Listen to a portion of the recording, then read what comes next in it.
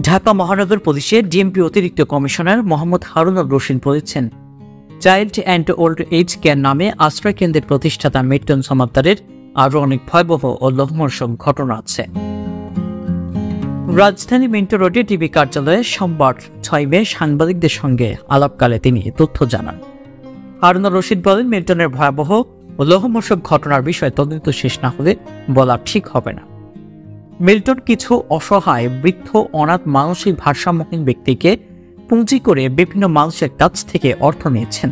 এই অর্থ তার ব্যাংকে হিসেবে জমা হচ্ছিল, কিন্তু তিনি কোনো টাকা খরচ করছিলেন না এবং আশ্রয়কেন্দ্রের কাউকে তিনি চিকিৎসা দিচ্ছিলেন না। তিনি বলেন, মিল্টনের আশ্রয়কেন্দ্রে থাকা অসহায় বৃদ্ধ ও শিশুদের ব্যয়ভার বহন করবে শামসুল হক ফাউন্ডেশন।